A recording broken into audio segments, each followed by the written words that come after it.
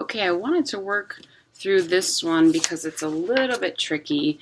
I think mostly the tricky part is to get the orientation right so that the positives and negatives get sorted out properly. So I want to start with the convention that up is positive and down is negative. And that's a standard convention. Any quantity like acceleration or velocity that's given a positive sign is understood to go up and a negative sign is understood to go down. The original acceleration is given in terms of positive numbers because they say downward velocity. So again, just to convert this to our convention, I'm going to switch the sign on this. So I'm going to let this acceleration go downward by virtue of the negative sign. So this is what the acceleration looks like in the first 10 seconds, and it stops accelerating once it reaches some sort of terminal velocity. And this makes the acceleration a piecewise function, and hence our velocity and position are also going to be piecewise.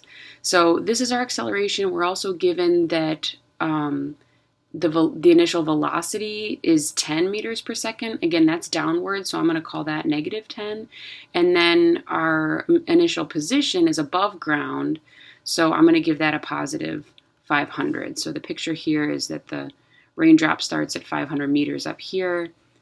It moves downwards, and I want to know when does it reach the ground. Okay, so I'm going to proceed applying anti-differentiation to create my velocity and then position function so I can get this question answered.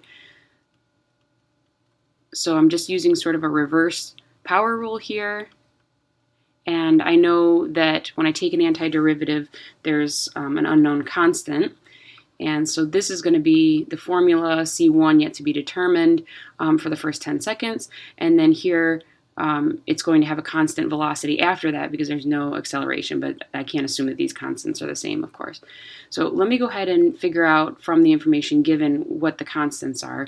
Since V0 is supposed to be negative 10 and V0 here would be C1, that tells me that C1 is negative 10. So I can actually just put that in there, negative 10.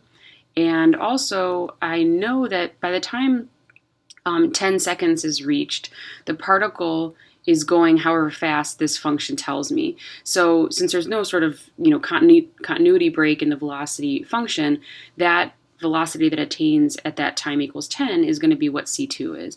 So V of 10 on one hand is, I'm plugging 10 into the velocity function.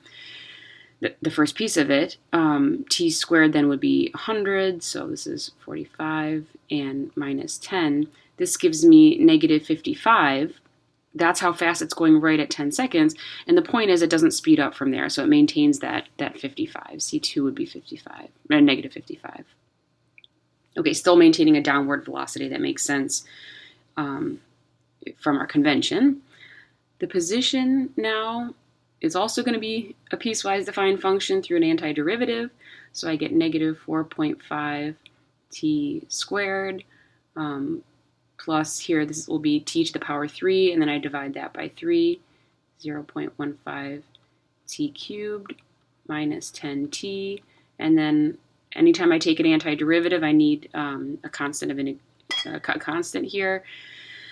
I don't want to reuse variables, so I'm up to the third constant. And I get negative 55t plus a constant as well.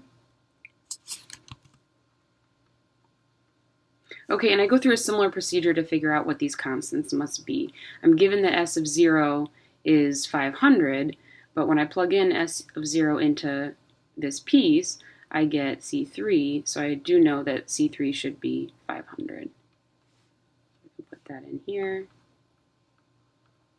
And again, the position is not going to be a discontinuous function. So by the time the particle reaches 10 seconds, or the raindrop reaches 10 seconds, its position is determined by this. And then it's going to proceed using a different position formula.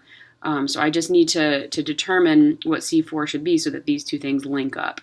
So the position at 10 seconds should be This times 100, which would be negative 450.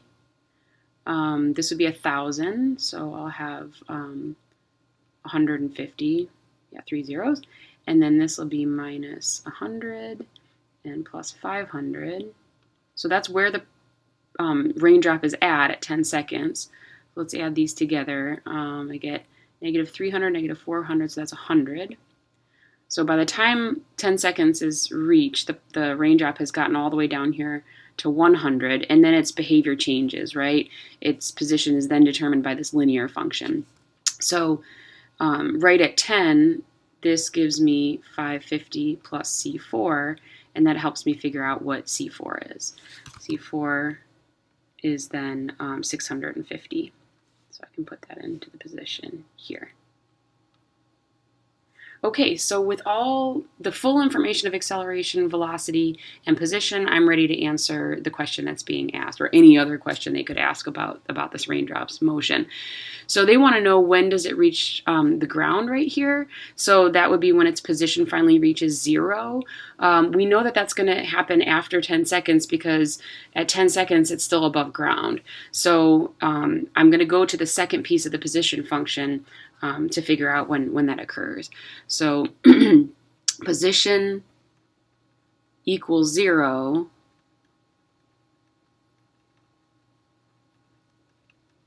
gives me a time of negative 650 over negative 55. Dividing top and bottom by 5, I get 130 over 11, and that happens to be around 11.82 seconds.